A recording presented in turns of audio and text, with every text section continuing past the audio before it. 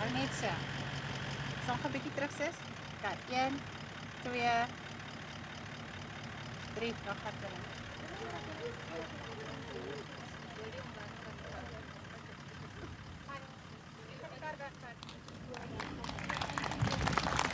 Dames en here, ek wil sê Johan Kloete, maar ek weet hy gaan met my raas as ek sê Johan en nie Boeta nie.